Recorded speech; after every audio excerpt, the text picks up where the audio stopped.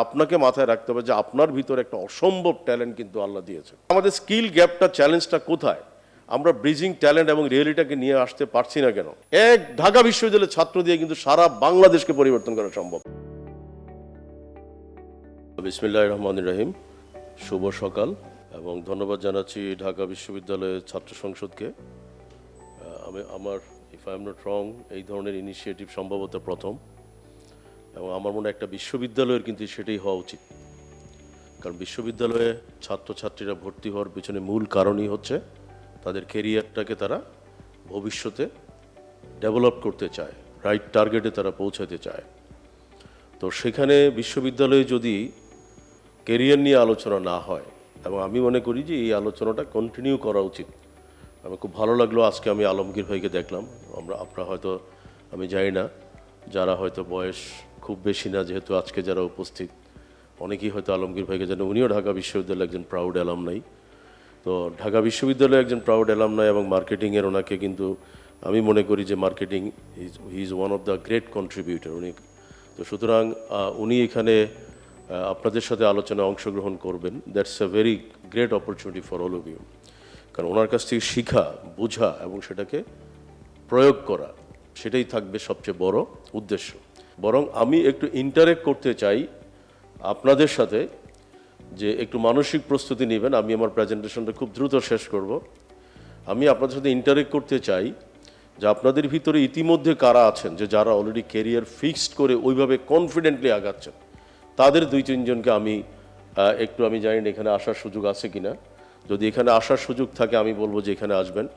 একইভাবে যারা completely confused, যে আলটিমেটলি বুঝি না, আই এম রিয়েলি মিসগাইডেড, এখনও ক্লিয়ার না, এদের ভিতরে যদি 2-3 জন ভলান্টিয়ারে আসেন, তাহলে আমি খুঁজে বের করব যে কেন। কারণ আমরা যদি আজকের এই সেশন থেকে, কারণ আমি যা কিছু বলি বা বলবো এগুলো সব কিন্তু ইন্টারনেটে অ্যাভেলেবল। তো সুতরাং এত কষ্ট করে এসে আপনাদের এখানে বসে আমার প্রেজেন্টেশন দেখার কোনো দরকার নাই।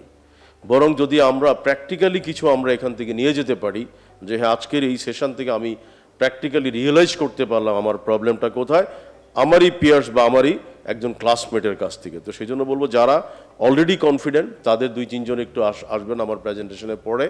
আর যারা একেবারেই কনফিউজড, যে না আমি একদম কনফিউজড, তাদের 2-3 জন আসবেন। আরেকটা গ্রুপকে আমি ইনভাইট করবো যারা টেকনোলজিক্যালি খুব সেভি, যে তারা ওয়েল কনফিডেন্ট, আপনার জায়গা থেকেই আমার মনে হয় কথা বলতে পারবেন, যেহেতু আপনাদের সামনে মাইক্রোফোন আছে। তো আরেকটা গ্রুপকে আমি চাচ্ছি যারা টেকনোলজিক্যালি খুব সেভি এবং টেকনোলজিক্যালি কনফিডেন্ট। কারণ আমি ড্যাম শিওর যে এখানে অ্যাটলিস্ট কিছু পিপল আছেন, কিছু ছাত্রছাত্রী আছেন যারা ওয়েল কনফিডেন্ট যে চাকরির জন্য আপনাকেই খুঁজে বেড়াবে, এমপ্লয়ার আপনাকে খুঁজে বেড়াবে, এবং সে ইন্টারভিউ নেওয়ার সাথে সাথে তার ভিতরে কনফিডেন্স ডেভেলপড হবে যে আমি কখন ওকে রিক্রুট করব। তো এই 3টা গ্রুপকে আমি ইন্টারেক্ট করতে বলবো। তাহলে আমি আশা করি যে অন্যরা সবাই প্র্যাকটিক্যালি আপনাদের কাছ থেকে শিখাবে। ওখানে ত্রুটি থাকলে আমি আপনাদেরকে হেল্প করব। আলমগীর ভাই এখানে আছেন, আমরা হেল্প করব। ওয়েল, এবার আমি presentation skill is the new currency. কারণ এটা কিন্তু মাথায় রাখতে হবে, আমরা সবাই অর্থের পিছনে ঘুরি, খুব স্বাভাবিক, আমি নিজেও ঘুরি।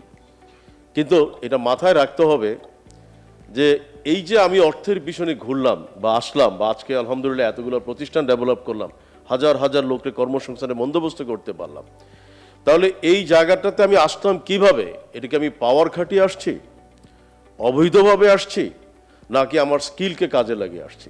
এটা কিন্তু আমি আমার স্কিলকে কাজে লাগিয়ে আসছি। তাহলে এই জায়গাতে কিন্তু আমাদের মনে রাখতে হবে যে আমাদের কিন্তু প্রত্যেকেরই মাথায় রাখতে হবে স্কিল। অনেকে দেখবেন খুব সুন্দর করে মিথ্যা কথা বলতে পারে, এত সুন্দর করে মিথ্যা কথা বলে যে কারো পক্ষে বোঝার সম্ভব না যে সে যে একটা মিথ্যুক। কিন্তু ওইটাও তার কিন্তু একটা স্কিল, এটাকে কেউ না। অনেকে দেখবেন বিউটিফুল হাসতে পারে, গড গিফটেড কিছু হাসি আছে, এটাও কিন্তু একটা স্কিল। আবার অনেকে দেখবেন প্রচণ্ড রাগী, তার সাথে কথা বলতে অনেকে ভয় পায়, ওইটাও কিন্তু একটা স্কিল। কিভাবে স্কিল? কারণ যে রাগী 99% ক্ষেত্রে দেখা যায় যে তার ভিতরে কিন্তু একটা প্রতিভা আছে, এবং সে যখন এই সমাজের অবক্ষয়গুলি দেখতে পায় তখন সে এটা অ্যাবজর্ব করতে পারে না, তখন তার কিন্তু রাগ চলে আসে। সুতরাং এটাও কিন্তু মাথায় রাখতে হবে। আমি শুধু এটাই বলতে চাচ্ছি, প্রত্যেকটা লোকের এখানে স্কিল আছে, মানে ইচ অ্যান্ড এভরি ওয়ান। কেন স্কিলটা আছে সেটা কিন্তু যে changing landscape of the modern employment Trends. এখন এমপ্লয়মেন্ট ট্রেন্ডসটা কিন্তু পরিবর্তন হচ্ছে, এটা আজকে একটা, কালকে একটা, পরশু একটা। আমরা 5 বছর আগে কল্পনা করতে পারছি যে আমরা এখানে একটা প্রোগ্রাম করব, সেখানে একটা ড্রোন আমাদেরকে ভিডিও করবে, এটা কল্পনাই করতে পারতাম না, তাই না? কিন্তু এখন এটা ইজ এ কমন, এটা কিন্তু কেউ অবাক হবে না।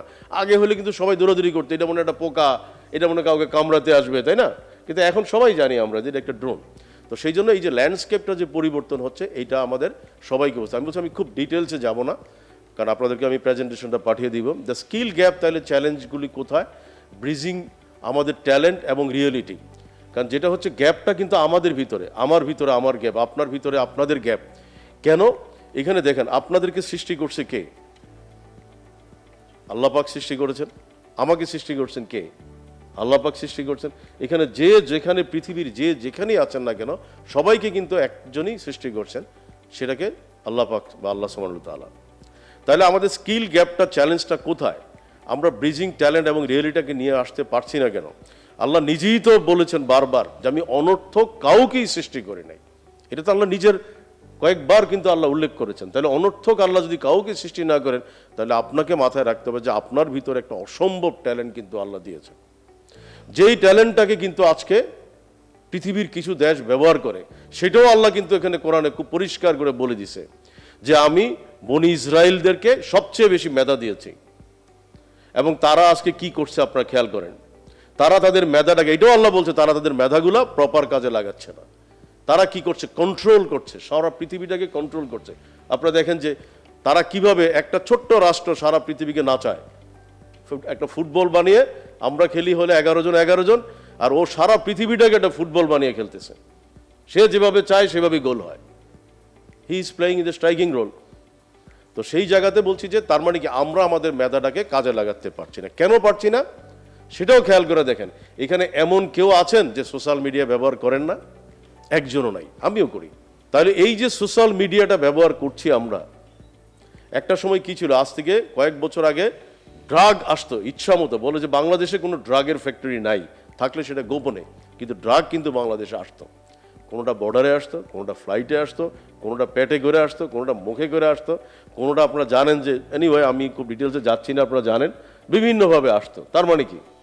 তার মানে একটা গ্রুপ অফ পিপল আছে যেটাকে বলা হয়, যেমন আজকে যিনি কোরআন তেলাওয়াত করলেন, এটাও আমি একটু কষ্ট পেলাম। আমি আপনাদের সবাইকে, এটা আমি আমার প্রতিষ্ঠানগুলোতে ম্যান্ডেটরি করে দিয়েছি যে কোরআন তেলাওয়াত আমরা করলাম। কোরআন তেলাওয়াতে প্রথমে কি বললাম? আউযু বিল্লাহি মিনাশ শাইতানির, বিতাড়িত শয়তান থেকে আমি পরিত্রাণ চাচ্ছি। বিসমিল্লাহির রহমানির রহিম, পরম করুণাময় আল্লাহর নামে শুরু করছি। এটা আমরা সবাই জানি। বাট এরপরে উনি যে কোরআন তেলাওয়াতটা করলেন, এটা কি অর্থ উনি বললেন? বললেন না। তাহলে আমরা কি কিছু শিখতে পারলাম? আমরা মনে করলাম কোরআন তেলাওয়াত হয়েছে, আমরা সওয়াবের কাজ করছি। আসলে কি তাই করলাম? আমরা প্রত্যেকটা লোকের যদি আমি বলি যে 5 মিনিট সময় গেল, এই 5 মিনিট মিলে কত হাজার মিনিট আমরা সময়টা ইনভেস্ট করলাম, কিন্তু আমরা অর্থ জানলাম না। তাহলে এখানে কি করতে হবে? আমাদেরকে কোরআনের অর্থটা জানতে হবে। প্রয়োজন হয় কোরআন তেলাওয়াতে, কিন্তু আমি অর্থটা দিয়ে কিন্তু আমি করতে পারি। কারণ আমাকে তো কোরআন আল্লাহ পাক দিয়েছেন কেন? অর্থ বোঝার জন্য। কোরআন তো আল্লাহ বলে নাই যে তোমরা এটা পড়লেই পড়লে, অবশ্যই কোরআন পড়লে সওয়াব আছে। কারণ ওই সওয়াবটা কখন? যখন আমার ইন্টেনশন, যেটাকে আমি বলি নিয়ত, আমার নিয়তটা হলো আল্লাহর সন্তুষ্টি। কিন্তু আমি কিছুই বুঝলাম না, তাহলে এটা কিন্তু বারবার বুঝে, সমাজটা কিন্তু এইভাবেই চলছে। ঠিক একইভাবে আমি যেটা বললাম, সোশ্যাল মিডিয়া যারা তৈরি করেছে, তারা তৈরি করছে পুরো জাতিটাকে, পুরো পৃথিবীটাকে তাদের কন্ট্রোলে রাখার জন্য। যে পুরো পৃথিবীর ইয়াং জেনারেশন যারা প্রতিভাবান লোক, তারা যদি সব প্রতিভাবান হয়, তাহলে তাদের প্রতিভা কি হবে? ধ্বংস হয়ে যাবে। তাহলে ওরা কি করছে? আমাকে, আপনাকে, সবাইকে, আমাদের প্রতিভাকে আমরা কি করি? সারাদিন দেখি নেগেটিভ কি, কে কাকে গালি দিচ্ছে, কি পোস্ট করছে, আজকে কি হলো, এখানে এটা নিয়ে কি হলো। যেমন আমার ব্যাপারে যদি 10টা নেগেটিভ নিউজ আসে, এটা যত ভাইরাল হবে, ভিউ হবে, আমার ব্যাপারে বা আলমগীর ভাইয়ের ব্যাপারে 10টা ভালো নিউজ আসলে, মাজারের ব্যাপারে 10টা ভালো নিউজ আসলে কেউ দেখবে না? দেখবে না। তার মানে কি? তার মানে আউযু বিল্লাহি মিনাশ শাইতানির রাজিম, আমি বিতাড়িত শয়তান থেকে পরিত্রাণ পাচ্ছি না। তো সেই জায়গাতে আমরা বলবো, তাহলে আমাদের স্কিল গ্যাপগুলো কোথায়? স্কিল গ্যাপগুলো হচ্ছে ওই জায়গাতেই, I can't able to explore myself. আমি আমাকে এক্সপ্লোর করতে ব্যর্থ হচ্ছি। আমার এক্সপ্লোরেশন নিয়ে যাচ্ছে সোশ্যাল মিডিয়া। কে বানাচ্ছে সোশ্যাল মিডিয়া? যিনি বানাচ্ছে উনি ওনার ছেলে মেয়েদেরকে বলছে সাবধানটা ব্যবহার করবে না, এবং উনি নিজেও ব্যবহার করে না। উনি ব্যবহার করে অ্যানালাইটিক্যাল জন্য, তো এবং একইভাবে দুর্ভাগ্য হলো সত্য, বাংলাদেশ এখনো আমি বলবো যে সারা পৃথিবীর সবচেয়ে প্রতিশ্রুতিশীল দেশ। কেন? সারা পৃথিবীতে সবচেয়ে বেশি প্রতিশ্রুতিশীল ইয়াং জেনারেশন বাংলাদেশে। একমাত্র ঢাকা বিশ্ববিদ্যালয়ে যেই পরিমাণ ছাত্র আছে, এক ঢাকা বিশ্ববিদ্যালয়ের ছাত্র দিয়ে কিন্তু সারা বাংলাদেশকে পরিবর্তন করা সম্ভব। এখন আপনার বলবেন কীভাবে? আমি উদাহরণটা আপনাদের সামনে দিই। সিঙ্গাপুরের লোক সংখ্যা কত? 70 লাখ। 70 লাখের ভিতরে ওদের ফরেন পিপল হচ্ছে মোর দেন, আমার মনে হয় আপনার সবাই ইন্টারনেট আছে আপনাদের সামনে, আপনারা ঘাটলে দেখবেন মোর দেন 50% হচ্ছে ফরেনার, লেস দেন 50% হচ্ছে ওদের নিজস্ব লোক। তার ভিতরে ইয়াং জেনারেশন, ঢাকা বিশ্ববিদ্যালয়ে যেই পরিমাণ ছাত্র আছে, পুরো সিঙ্গাপুরে কোনো ইউনিভার্সিটিতে এত ছাত্র নাই। কিন্তু কি হচ্ছে? ওয়ার্ল্ডের টপ 10 ইউনিভার্সিটির ভিতরে সিঙ্গাপুরের 2টা ইউনিভার্সিটি, ওয়ার্ল্ডের টপ 10 রিসার্চের ভিতরে সিঙ্গাপুরের 3টা প্রতিষ্ঠান। তাহলে কেন সিঙ্গাপুরিয়ানরা ভালো করছে কেন? This is one of the কি রিজন, যে তারা তাদের মেরিটটাকে প্রপারলি কাজে লাগাইতে পারছে। আমরা কি হচ্ছে? আমরা পারছি না। আমাদের প্রবলেমগুলো কি হচ্ছে? আমরা প্রতিনিয়তই পিছিয়ে যাচ্ছি। তো সেই জায়গায় বলো ফিউচার স্কিল দ্যাট ম্যাটার। আপনারা আজকে যদি এখান থেকে যদি 10টা ছেলে মেয়ে যদি প্রতিজ্ঞা করে যে আমি আমার স্কিলকে প্রপারলি ব্যবহার করব, আমার ফিউচার স্কিল দ্যাট ম্যাটার, কি কম্পিটেন্সিগুলো নিয়ে আমি গ্রোথ করব, আমি উঠে দেবো, আমি 10 জন আমি মডেল তৈরি করব, আমি প্রুফ করব, আমি আমাকে দিয়ে টেস্টিমোনিয়াল করব, এবং আমি এই জায়গা থেকেই বলবো যে হ্যাঁ, সিনেট ভবনের এই স্কিল বা এমপ্লয়াবিলিটি এই সেমিনারে এসে আমি আমাকে পরিবর্তন করতে পেরেছি। তাহলে হচ্ছে কি that is call the future skill, যে হ্যাঁ এখান থেকে আমি স্কিলটাকে নিয়ে আমি এটাকে কনসিভ করছি, তাই না? এবং এই যে কনসিভ শব্দটাকে আমরা ব্যবহার করি, কনসিভটা কি? যেমন একজন মা তার সন্তানের জন্য 10 মাস 10 দিন কিন্তু সে পেইন নেয়। দিস ইজ কল একটা, আমরা বলি না এটা কনসিভ। তাহলে কনসিভ করে আপনাকে আমাকে জন্ম দিচ্ছে কে? মা। কি বা পেইন নিচ্ছে? পেইনটা নিচ্ছে সে কিন্তু কনসিভ করে, এবং একজন মা কনসিভ করার পর ওই মার আচরণটাই কিন্তু সন্তানের উপরে এসে পড়ে। এই জন্য আমরা অনেক সময় বলি হ্যাপি মডেল, চাইলেও কাউকে হ্যাপি করা যায় না, কারণ এটা বাই বন্ড, বায়োলজিক্যাল। এটাকে বলে যে মা থেকে এটা আসে। মা যদি এই কনসিভ করার পর, গর্ভধারণ করার পরে মা যদি খুব হাসি খুশি থাকে, পজিটিভ থাকে, চ্যালেঞ্জ মেন্টালিটি হয়, হাঁটাহাঁটি করে, দৌড়াদৌড়ি করে, তাহলে কিন্তু সন্তান কি হবে? মায়ের মতোই হবে। সেও হাসি খুশি হবে, ফাইটার হবে, ডুয়ার হবে। আর মা যখন ভীতু থাকবে, সন্তান ভীতু হবে। মা যদি নেগেটিভ থাকে, সন্তান নেগেটিভ হবে। মা যদি ডুয়ার্স হয়, মা ডুয়ার্স হবে, তাই না? তার মানে ফিউচার স্কিলগুলো আজকে আপনারা দেখেন, এখন ব্যাক করে তো যাওয়ার সময় নাই, তাই না? এখন তো আমরা কেউ আবার ব্যাক করে গিয়ে আবার মায়ের গর্ভে প্রবেশ করতে পারবো না। মা এবার তুমি পজিটিভ হও, আমি আবার জন্মগ্রহণ করি, কারণ এখানেও আল্লাহ বলেছে যে তুমি চাইলেও আর ফেরত যেতে পারবে না। সো পরিবর্তনটা কি হতে হবে? আমাদেরকে হইতে হবে, তাই না? আমাদেরকে হইতে হবে। একটা ছোট্ট উদাহরণ আমি মাঝে মধ্যে দেই, যে আমি যখন 91-92-তে নিজে সিঙ্গাপুরে বিজনেস করতে যেতাম, এটা আমি মনে করি সবাই একটু মনোযোগ দিয়ে শুনবেন, বিশেষ করে মেয়েদেরকে আমি বলবো যে এটা আপনাদের জন্য সবারই প্রয়োজন, শুধু মেয়েদের জন্য না। মেয়েদেরকে বলছি যে তাদের জন্য বেশি একটু প্রয়োজন। আমি যখন যেই সিঙ্গাপুরিয়ান ভদ্রমহিলা, তিনি চাইনিজ অরিজিন, আমি তার যখন, যেহেতু আমি কম্পিউটার ইম্পোর্ট করতাম 91, আমি তাকে বললাম যে আমি একটু সময় নিচ্ছি, আমি আরেকটা প্রতিষ্ঠান থেকে কিছু প্রোডাক্ট আনবো, তুমি প্যাকেজিংটা বা বিলটা এখনো ক্লোজ করো না। তো ভদ্রমহিলা আমাকে বলতেছে প্লিজ দ্রুত করো, দ্রুত করো, আমার 5টার সময় অ্যাপয়েন্টমেন্ট। আমি কিসের অ্যাপয়েন্টমেন্ট? তো সে আমাকে দেখাচ্ছে, তুমি দেখো না আমি প্রেগনেন্ট, আমার আজকে ডেলিভারি 5টার সময়। আজকে ডেলিভারি? বলে হ্যাঁ, আমার 5টার সময় আমার ডেলিভারি। আর যে 5টা ডেলিভারি, তোমার 3টা বাজে, 2 ঘন্টা আছে, তুমি কি পাগল নাকি? বলে হোয়াট ডু মিন? সে আমার উল্টা ভাবতেছে, বলে তোমার কাছে তুমি কি বলতে চাচ্ছ? তা আমি তাকে বললাম যে তোমার 5টার সময় ডেলিভারি, আর তুমি এখনো তুমি অফিস করছো, কাজ করছো, দৌড়াদৌড়ি করছো, কার্টুন ধরছো, তুমি কি ভাবছো? আমি ধরে নিছি অ্যাটলিস্ট 3 থেকে 4 মাস আরও আছে, সেই জন্য তুমি ব্যাড রেস্টে যাও না। সে আমাকে প্রতি উত্তরে কি বলেছে? Do you want to see that my future baby will be coming as a lazy boy or lazy girl? বলছে মানে? বলে আমি কাজ করছি বিকজ আমার ভিতরে আমার সন্তান, আগত সন্তান রিয়েলাইজ করছে আমি কর্মঠ, আমি পরিশ্রমী, আমি সারাক্ষণ পজিটিভ থাকি, আমি চ্যালেঞ্জ টেকার। সো ও আগামীতে এসে আমার থেকে আরো বেটার চ্যালেঞ্জ টেকার হবে। তা আমি তাকে বললাম আমার মারা কি করে? আমাদের মা কনসিভ করার সাথে সাথেই বাবা মা 14 জেনারেশন আরম্ভ করে, মা তুমি কাজে যাবা না, রেস্টে যাও, জার্নিতে যাবা না, এটাতে যাবা না, ওইটাতে যাবা না।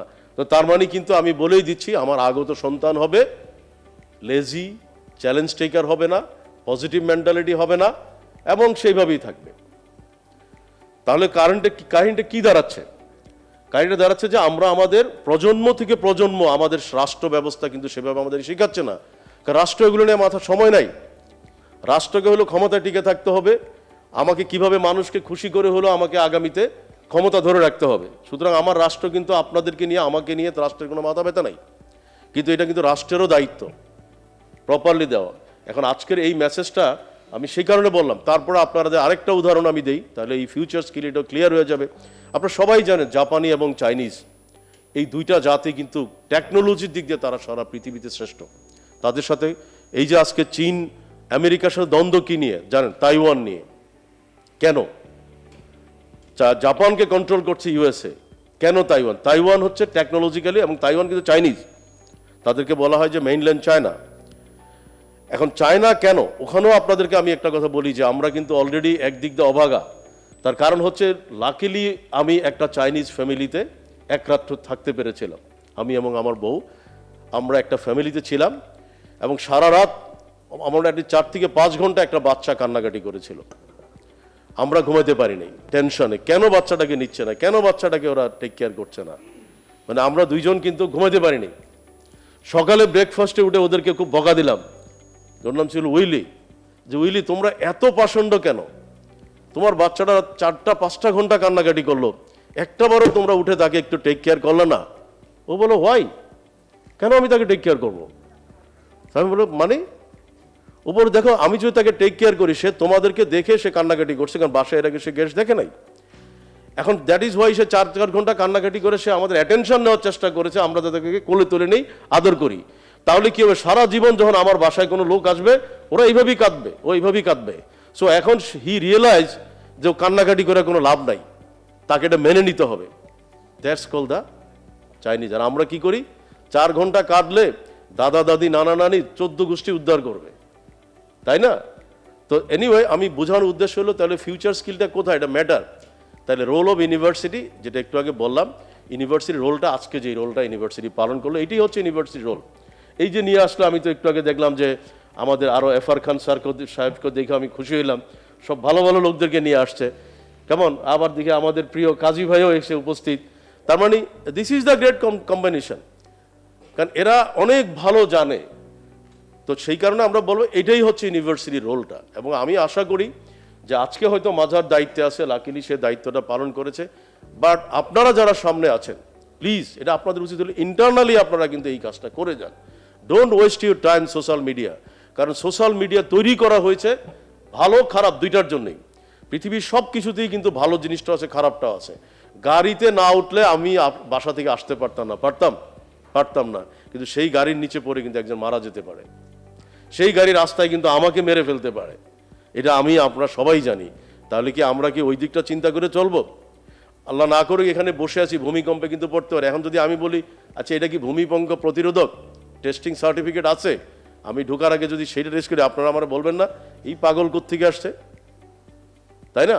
তারপর রিস্ক সব জায়গায় আছে, এটা আল্লাহ পাক এখানেও বলছে তুমি জানো না কতক্ষণ পর্যন্ত তুমি তোমার বেঁচে থাকবা, সুতরাং জীবনের শ্রেষ্ঠটাই তুমি দেওয়ার চেষ্টা করো। তাহলে ইউনিভার্সিটির রোলটা হবে এই জায়গায় যে ইউনিভার্সিটিগুলো কি করবে, প্রতিনিয়ত স্কিল নিয়ে কাজ করে, পজিটিভিটি নিয়ে কাজ করবে, গবেষণা নিয়ে কাজ করবে। একইভাবে কি হচ্ছে এম্পাওয়ারিং ইয়থ অন্টারপ্রেনিউরিয়াল পাথওয়ে। একটু আগে আমি 2টা উদাহরণ দিলাম, মায়ের উদাহরণ। তাহলে ওই মায়ের সন্তান কি অন্টারপ্রেনার হবে না? অন্টারপ্রেনার মানে গেলে ব্যবসায়ী হওয়া না, entrepreneurial mindset, keep in mind.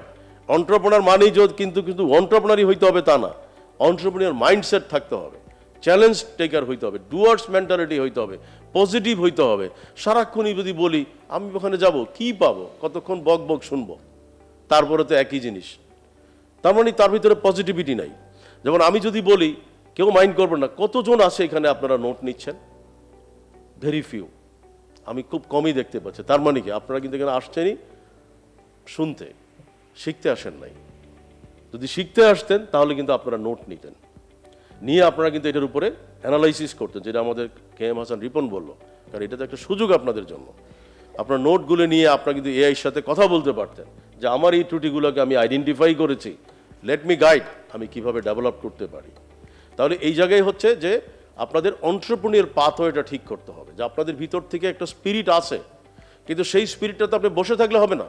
কারণ এটা মাথায় রাখতে হবে যে আল্লাহ আমাকে আপনাকে যে ব্রেন দিয়েছে সেই ব্রেন চাইলেও কিন্তু আমরা কিন্তু মনে রাখতে পারি না। আপনারা নিজেরাও দেখেন, অনেক পরিচিত বন্ধু 5 বছর পরে দেখা হইলে আপনি কিন্তু ধরতে পারেন না। তার মানে কি?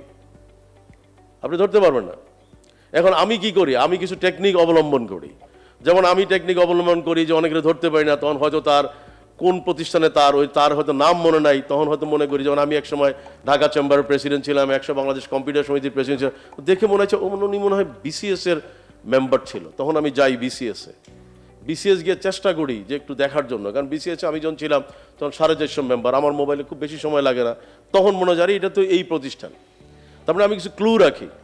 আমার এলাকার কোনো ছেলে হয়তো দেখা গেল একটা ইউনিয়ন, তখন হয়তো আমি লিখে রাখি যে ইউনিয়ন। এখন মনে হয় যে ও তো ওই ইউনিয়নের ছেলে, তখন আমি ওই ইউনিয়নে চলে যাই, ওই ইউনিয়নের একটা কোড রাখি।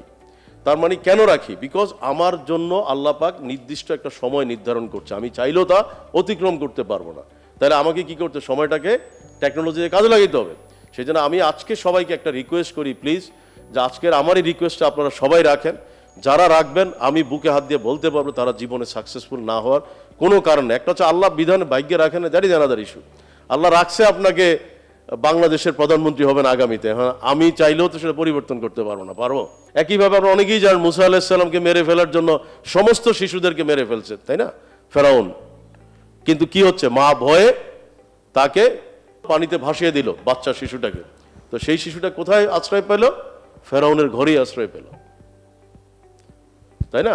তো সেই জন্য বারবারই বলেছি যে আপনাদের এটাও মাথায় রাখতে হবে যে আপনারা যদি নোটটা রাখেন, এটা আজকে আমি আপনাদেরকে রিকোয়েস্ট করবো যে অ্যাটলিস্ট আপনারা বলতে পারবেন যে আমি আজকের এই সিনেট ভবনের এই প্রোগ্রাম থেকে একটা জিনিস শিখে আসছি, আমি সবসময় নোট রাখি, হোয়াট এভার হ্যাপেন নোট রাখেন। এমন নোট আছে আমি 30 বছর আগে রাখছি, কিন্তু এখন আমার কাজে লাগছে।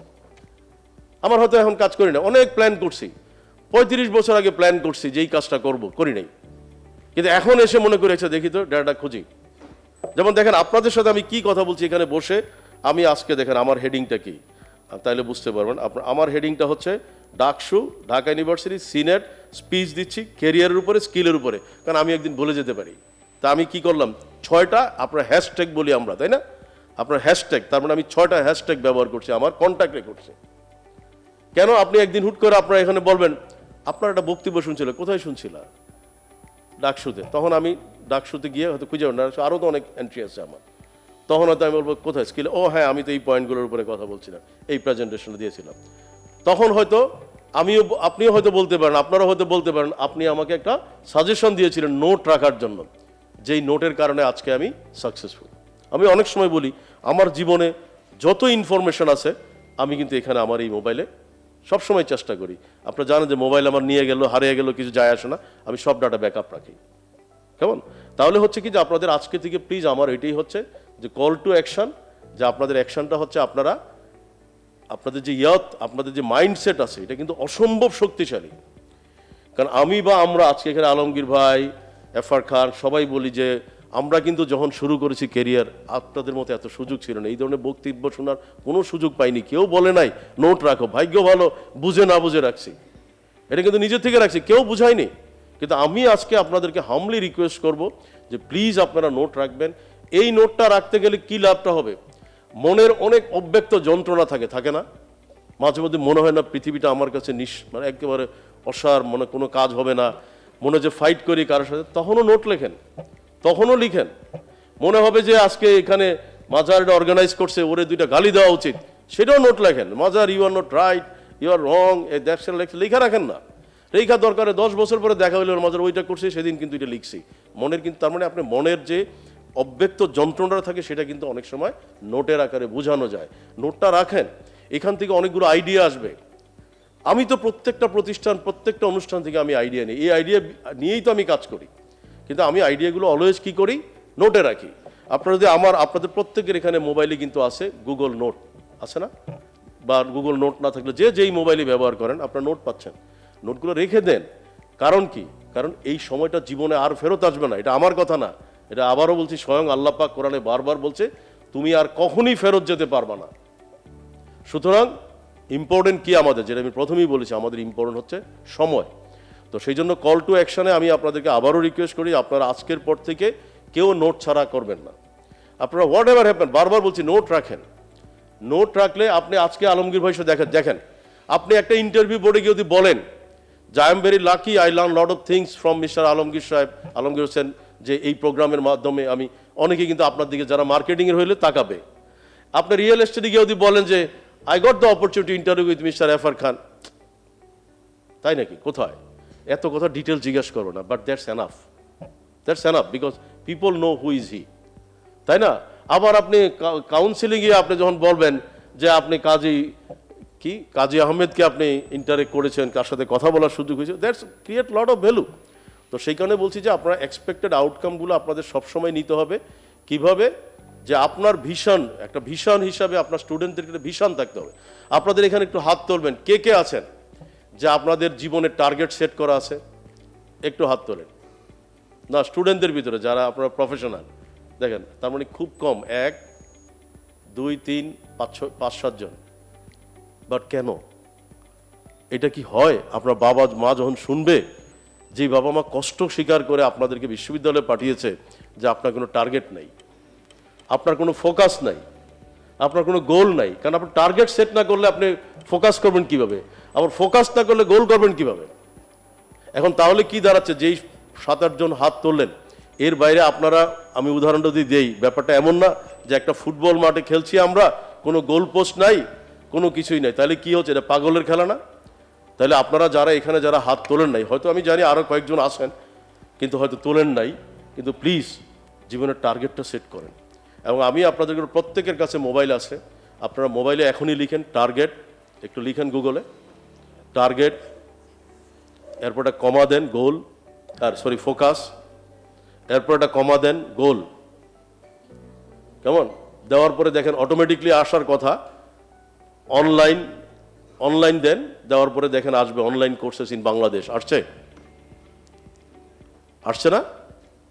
আবার বলছি টার্গেট, কমা ফোকাস, কমা গোল, একটু স্পেস দিয়ে লেখেন অনলাইন কোর্সেস, এরপরে ইন বাংলাদেশ আসার কথা অটোমেটিকলি, যদি না আসে তাহলে লেখেন বাংলাদেশ, দিয়ে একটা এন্টার দেন। এন্টার দেওয়ার পরে দেখেন আপনারা কেউ কমপ্লিট করেছেন goedu.ac থেকে। আচ্ছা, ওখানে দেখেন আমার একটা কোর্স আছে, দেখেন আপনি ওইটাতে ক্লিক করেন। জি পেয়েছেন? স্যার, এটা রিলোড নিচ্ছে। আচ্ছা, এনিওয়ে কেউ তো পাওয়ার কথা ইতিমধ্যে। তার মানে আপনারা একটা কোর্স কিন্তু এখানে দেওয়া আছে, এটা হলো টার্গেট, ফোকাস এবং গোলের উপরে।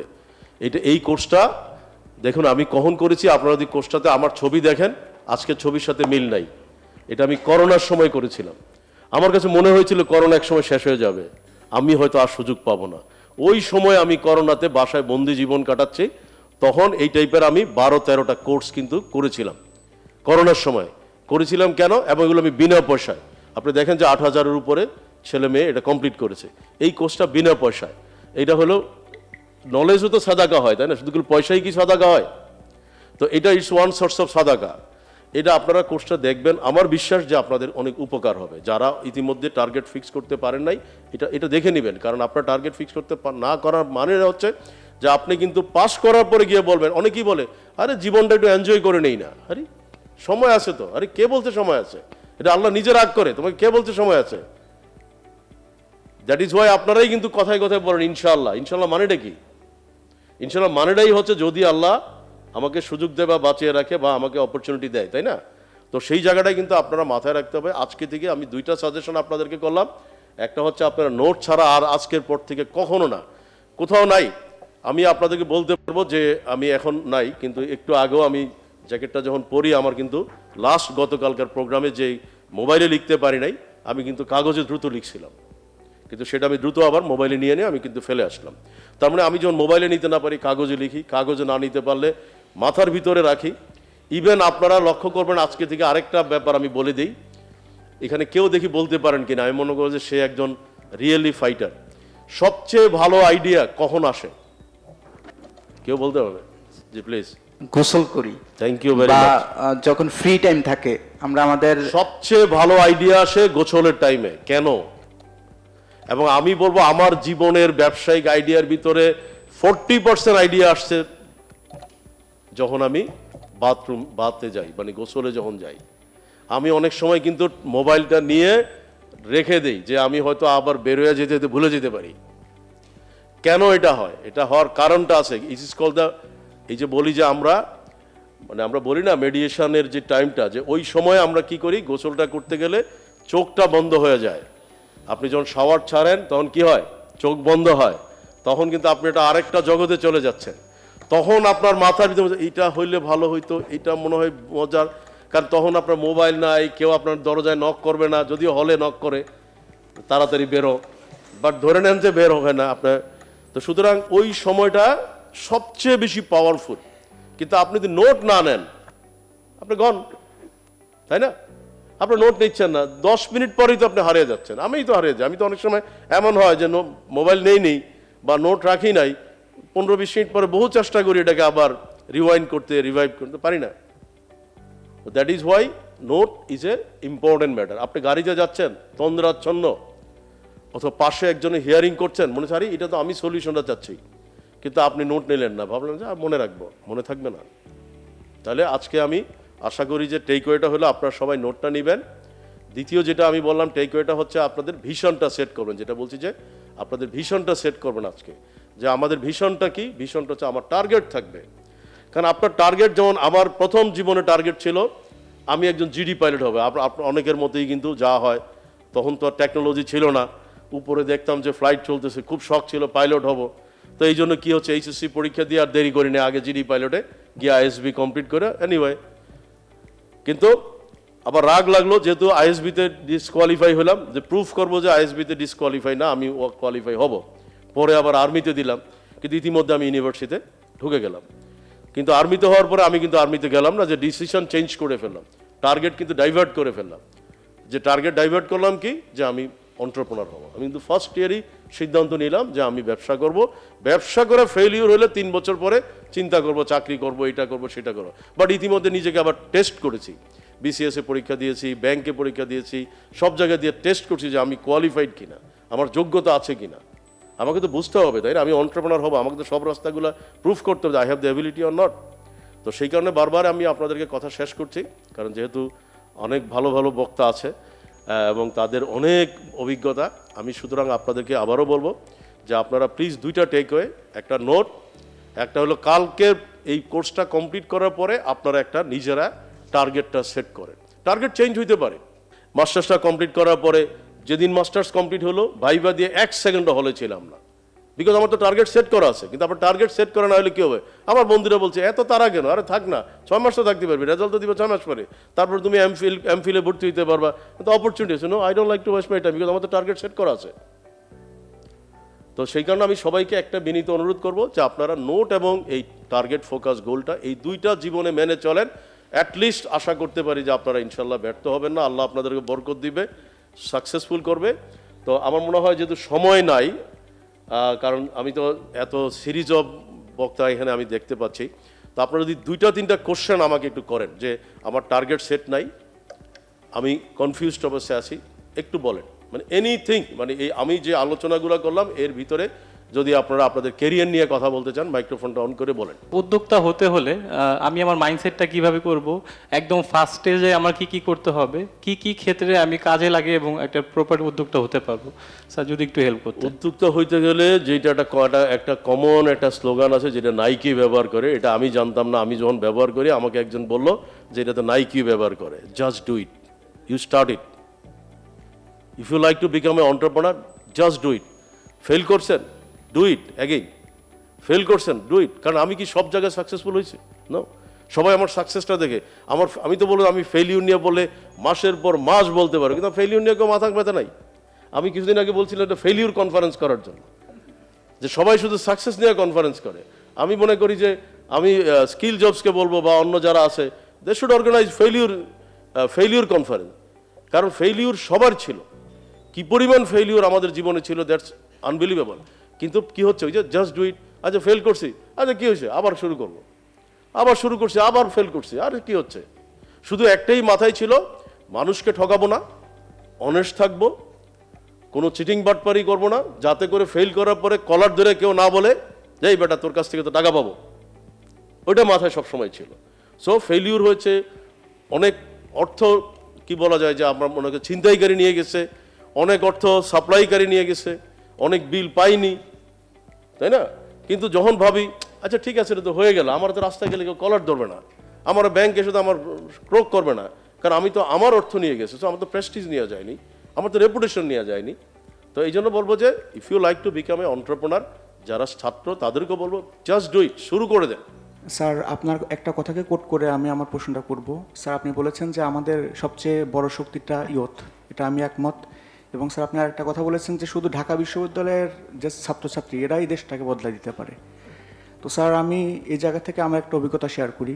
তো স্যার আমার কাছে মনে হয়েছে যে বিশেষ করে ইরান যুদ্ধের পরে স্যার দুবাই কিন্তু ওয়ার্ল্ডের ব্যবসার সেন্টার ছিল, উদ্যোক্তাদের সেন্টার ছিল। কিন্তু স্যার ইরান যুদ্ধের পরে দুবাইয়ের মানে পজিশনটা কিন্তু নষ্ট হয়ে গেছে। এখন উদ্যোক্তারা সেখান থেকে সরে যাচ্ছেন, তারা নতুন করে ভাবছেন যে কোথায় যাবেন। তো স্যার আমি নিজেও একজন উদ্যোক্তা, আমি renewable energy and AI solutions নিয়ে একটা স্টার্ট নিয়ে কাজ করছি।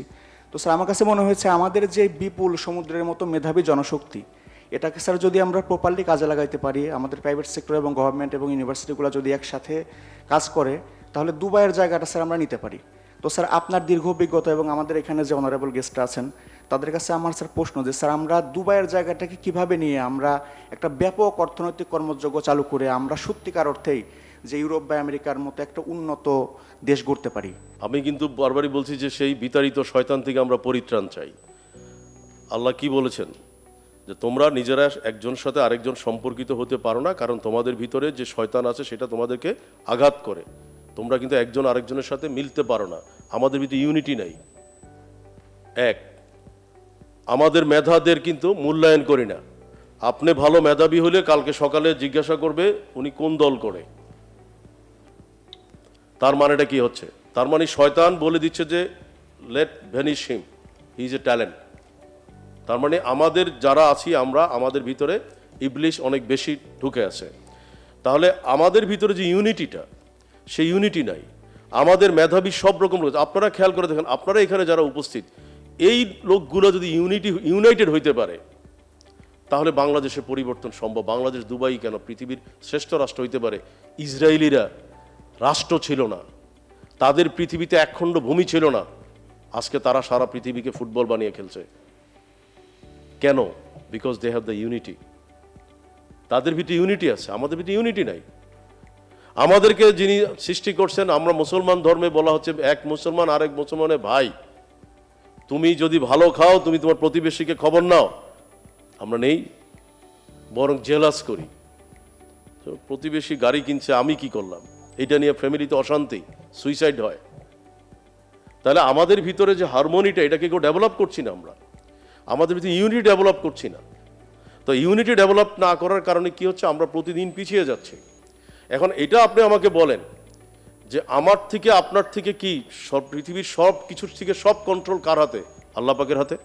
তাহলে আপনাকে কেন আল্লাহ এখানে পাঠালো? আপনাকে দুবাই পাঠালো না কেন? আমাকে আল্লাহ ইলান মাস্ক করে পাঠালো না কেন? তার মানে আল্লাহ নিজেই বলছে আমি অনর্থক কাউকে সৃষ্টি করি নাই। তাহলে আমাদেরকে আল্লাহ বাংলাদেশে পাঠানোর পিছনে টার্গেটটাই হচ্ছে আমাদের ভিতরে একটা ইউনিটি দরকার। ততক্ষণ পর্যন্ত আমরা উন্নতি করতে পারবো না যতক্ষণ পর্যন্ত আমাদের ভিতরে ইউনিটি না থাকবে। এখন আমি কে নেতা হবে সেটা আমরা কিভাবে নির্ধারণ করি বলেন? আমরা কি নেতাকে নির্ধারণ করি যে সে কতটুকু কন্ট্রিবিউট করতে পারবে, সে কতটুকু সোসাইটির জন্য তার ভূমিকা আছে, কতটুকু মানুষকে একই শ্রেণীতে অন্তর্ভুক্ত করবে? এখানে কোনো ভেদাভেদ থাকবে না, কে হিন্দু কে মুসলমান, এটা থাকবে না? থাকবে। কারণ একটা হিন্দু কিন্তু অনেক পাওয়ারফুল হতে পারে। আমি যদি মুসলমান হয়ে থাকি, আমি যদি মনে করি আমার ধর্ম শ্রেষ্ঠ, তাহলে আমি কিন্তু হিন্দুর সাথে ভালো ব্যবহার করব। কেন? Because I need to prove myself that I am better than you. কিন্তু এখন উল্টাটা হচ্ছে, তাই না? তো সেই জন্য আমি বলবো যে আমাদের অবশ্যই মাথায় রাখতে হবে যে কোনোভাবেই কিন্তু আমরা সময়টা সবচেয়ে ইম্পর্টেন্ট। যেমন আমি চাইলেও ইচ্ছা করলে এখানে আপনাদের সাথে বেশি সময় কথা বলতে পারবো না। তো যাই হোক, আমার মনে হয় আমি আর কথা বাড়াতে চাই না। আমি যেটা অনুরোধ করব, কারণ সময়ের কারণে যেহেতু অন্যরা কথা বলতে হবে, আমার মনে হয় যে ভবিষ্যতে যদি কারো কোশ্চেন থাকে, আপনাদের কোনো, আমি জানি যে আপনাদের একটা ফোরাম আছে, আপনাদের কেউ যদি একজন রিপ্রেজেন্ট করে আমাদের যারা আছে, আপনারা যদি 50, 60 বা 150 কোশ্চেন আমি অ্যাটেন্ড করতে চাই, আপনারা দরকার হলে যদি প্রত্যেকেও একটা করে কোশ্চেন করেন, আমি আপনাদেরকে কমিটমেন্ট করছি আপনাদের প্রত্যেকটা কোশ্চেনে আমি উত্তর দিব, কিন্তু আপনারা আমাকে এই যে সেই নোটের অর্গানাইজ করে দিবেন। আপনার নামটা কি, আপনি কোন ইয়েতে পড়াশোনা করেন, আপনি আমার কাছে কি জানতে চাচ্ছেন, টার্গেটটা কি, একটা সুন্দর করে একটা ফরম্যাট করে সবাই একটা ফরম্যাট করে আপনারা দেন, আপনাদের প্রত্যেকটা আমি উত্তর দিতে পারবো। বিকজ আমি কখনো ফ্লাইটে থাকি, কখনো হয়তো ট্রাফিক জ্যামে আটকে থাকি, তখন আমি চেষ্টা করবো আপনাদের এগুলোকে অ্যাটেন্ড করে দিয়ে আপনাদের উত্তরটা পাঠিয়ে দেওয়ার জন্য, কারণ আদারওয়াইজ আমি চাইলেও কিন্তু এখন সময় বাড়াইতে পারবো না। সবাই ভালো থাকবেন, আসসালামু আলাইকুম।